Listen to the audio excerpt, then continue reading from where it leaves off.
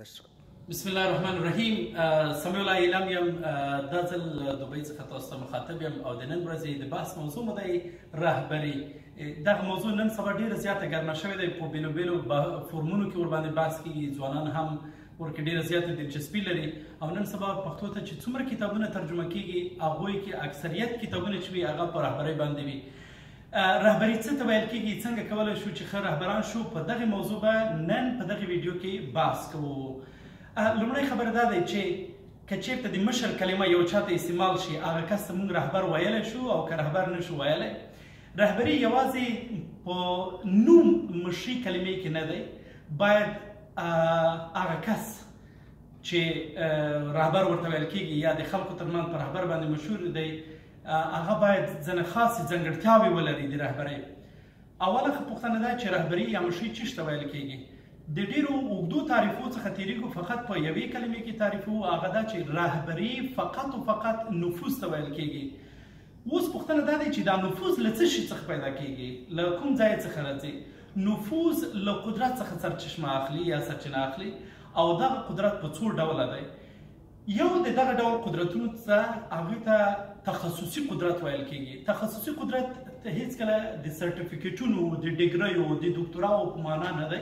په هغه رشتې کې چې تاسو کار کوئ په هغې کې باید په کامل مطلق ډول ډېر زیات باید تاسو پوه شئ. لکه هغه چاپېریال کې چې تاسو کار کوئ په هغه کې تاسو غوندې بل کس نه وي، باید تاسو په هغه رشتې کې ډېر زیات رسېدلي وئ. نو دې ته تخصصي قدرت ویل کېږي. دویمه خبره دا دی چې هغه شخصیتي قدرت دی. شخصیتي قدرت دا دی چې تاسو د خبرو کولو انداز، تاسو د قدم وهلو، د ګرځېدلو، د جامو اغوستلو، د ویښتانو سټایل، دا ټول هغه شیان دي چې په رهبرۍ کې په خلکو نفوذ کولی شي. ځینې وخت به تاسو لیدلی وي چې یو کس دی چې یو چا د دې لپاره خوښ دی چې هغه ښکلې جامې اغوندي، د هغه د جامو تر تاثیر لاندې راغلی دی، یا د هغوی د ویښتو سټایل تر تاثیر لاندې راغلی، یا هغه د بریتونو ګیرې د سټایل تر تاثیر لاندې راغلی دی. چې نن سبا دغه د موډلز دوی چې دي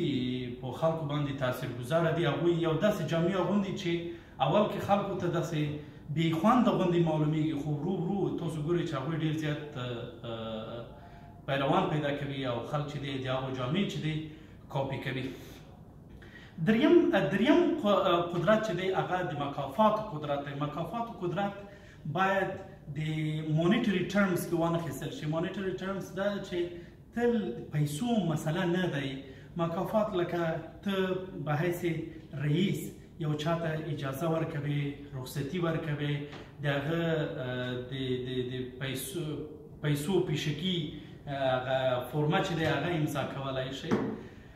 نن سبا چې په اداراتو کې زیاتره رئیسانو ته د رهبر په سترګه نه لیدل کېږي. یو دلیل دا دی چې هغوی د خپلو مکافاتو قدرت څخه، د مجازاتو قدرت څخه هغوی استفاده نشي کولی. کله چې ته د مکافاتو و مجازاتو قدرت څخه استفاده کولی نه شي یا هغه تطبیقولی نه شي، نو تا او د عادي انسان ترمنځ، د عادي مامور ترمنځ فرق بیا په څه شي کې شو، نو هغه فرق څه شی کېږي؟ له منځه ځي. بل مهم قدرت چې دی هغه د مجازاتو قدرت دی چې باید تاسو د مجازاتو قدرت ولرئ. مجازات قدرت دی چې یو سړی چې دی که هغه په دفتر کې غلط کار کوي یا چې دی په وخت کار نه کوي یا ډیډلاینونه نه میټ کوي، نو په هغه صورت کې هغه باید مجازات شي. نو که چېرته یو رئیس دغه کار نشي کولی نو بیا هغه د رهبرۍ ځانګړتیا چې دی هغه ترې اخیستل کېږي. تاسو به په دولتي ادارو کې کسان لیدلي وي چې کله چې دوی حاضري امضا کوي هغه ډیجیټل حاضري نشته، د یو ووټ کتاب وي او دلته یو عادي مامور ولاړ وي چې خلکو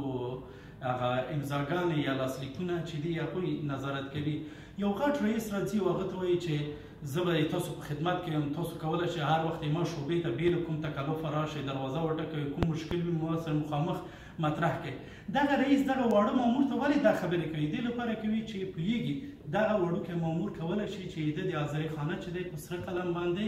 ورته بنده کړي. نو د همدې کبله د سره ښې اړیکې ساتي، ځکه دغه وړوکی مامور چې دی مجازاتو قدرت لري. عموما فکر کېږي چې په مدیریتي برخه کې رهبران چې دي په هغه مثلث کې چې دي په دغه نقطې کې وي، په دغه سر نقطې کې وي، خو خبره دا نه دی. رهبران چې دي په هر هغه ځای کې دي له کوم ځای څخه چې دوی نفوذ کولی شي اوس دغه مامور چې موږ یې مثال ورکړ دا په د حاضرۍ مامور دا چې دی په اداري چارو کې په هغه هرمې چې موږ ګورو یا مثلث کې هغه د قاعدې په برخه کې راځي ولې دی په هغه ساحې کې نفوذ لري نو کولی شي چې هماغه ځای نه په نورو خلکو باندې چې څه وکړي تاثیر وکړي نو تر دې دمه پورې موږ په څو قدرتونو باندې خبره وکړه تخصصي قدرت باندې مو خبره وکړله شخصیتي قدرت باندې مو خبره وکړه د مکافاتو قدرت په مجازاتو قدرت باندې مو خبره وکړله اوس راځو څلورم قدرت هغه مشروع قدرت دی مشروع یا لیجیټیمیټ پاور هغه وظیفه چې تاسو ته درکړل شوې دی د هغې کې تاسو خپل ټیوار لرئ خپل صلاحیتونه لرئ خپل مسؤلیتونه لرئ هغو صلاحیتونو مسؤلیتونو د تطبیق په ساحې کې تاسو مکمل ازادي لرئ لکه اوس زه ساده مثال که زه د دغه صنف استاد واوسم او یو کس وایي چې اجازه دی زه صنف ته راشم نو زه دا قدرت لرم چې دغه کس ته اجازه ورکړم یا اجازه ورنه کړم دا مشروع قدرت دی چې ما ته دغه موقف راکړی دی نو په دغو 5 قدرتونو کې چې موږ ولوستل 2 قدرتونه چې دي هغه شخصیت پورې اړه لري چې یو چې دی تخصصي دی او بل چې دی شخصیتي قدرت دی 3 نور قدرتونه چې مشروع دي مکافات دی مجازات دی دا فقط او فقط په موقف پورې اړه لري که تاسو په موقف کې اوسئ نو دغه قدرت به له تاسو سره وي او که تاسو په موقف کې ونه اوسئ دا قدرت یا دغه نفوذ به له تاسو څخه چې شی کېږي اخیستل کېږي تاسو به ډېر داسې کسان لیدلي وي چې کله هغوی په رسمي وظایفو کې وي نو خلک ډېر ورته جار قربان مخکې وروسته کېږي خو کله چې له خپلو موقفونو څخه وغورځېږي بیا به تاسو ګورئ چې څوک یې په فیسبوک کې هغه پوسټ هم چې دی هغه نه لایکوي اوس بل موضوع دا دی چې نن سبا یو د قدرتونو ترمنځ یو مهم قدرت چې نن سبا مطرح کېږي هغه انفارمیشن پاور دی تاسو باید انفارمیشن پاور ولرئ نن سبا تر ټولو یو ډیر زیات بازار چې ګرم دی هغه ډیټا مینجمنټ دی هر څوک چې ډیره زیاته ډیټا ولري هغه به په نورو خلکو باندې په نورو ادارو باندې په نورو ملکونو باندې په نورو هیوادونو باندې هغه تاثیرګذاره وي او د دې جدي امکان شته دی چې په راتلونکي کې وایي ټول مذهبونه به له منځه ځي او یو نوی مذهب به رامنځته کېږي چې هغې ته به ډیټا ریلیجن ویل کېږي چې دا اوس تر ټولو یو نوې پدیده دی چې رامنځته شوې دی چې زیاتره ټول خلک به د ډیټا عبادت کوي او دا تاسو نن سبا ګورئ چې کوشش کوي خلک هغه یو اس بیانې په جیب کې ماته ډیټا راکړه ماته ډیټا راکړه ماته ډیټا راکړه یا فیسبوک وګورئ تر ټولو ډیره ډیټا لري یا چې د ګوګل وګورئ تر ټولو ډیره ډیټا لري او دوی کولی شي چې خلکو نه ډیرې پیسې د ډیټا په مقابل کې واخلي او اخلي اوس د ځوانانو لپاره د رهبرۍ په دغه برخه کې توصیه څه شی دی ځوانان د کوشش وکړي په هر هغه څه کې د مداخلې نه کوي چې دوی د تعلیمي سطحې سره چې دی ربط نه لري یا په هغې کې چې دی وظیفوي اړخ نه لګوي په هر چیز ناچیز کې د تبصرې نه کوي هر چیز ناچیز کې د خبرې نه کوي کوشش دې وکړي چې هغوی تخصصي قدرت رامنځته کړي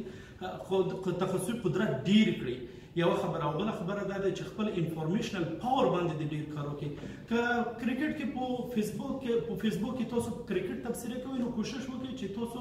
په فیسبوک کې د کرکټ هغه تر ټولو قوي او غښتلی مبصر واوسئ که په سیاست تبصرې کوئ نو بیا کوشش مه کوئ چې په نورو مسایلو باندې چې د تاسو بحثونه وکړئ باید په هماغه رشته کې تاسو تر اخر ځای پورې ځان ورسوئ نو د نن ورځې موضوعات تر دې دمه وو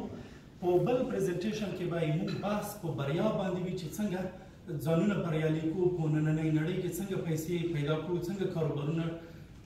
شروع کړو له توجه مو ډېره زیاته مننه که ویډیو مو خوښه شوي له نورو دوستانو سره یې شریکه کړئ او خپلې تبصرې راته په کمنټونو کې ولیکئ ډېره زیاته مننه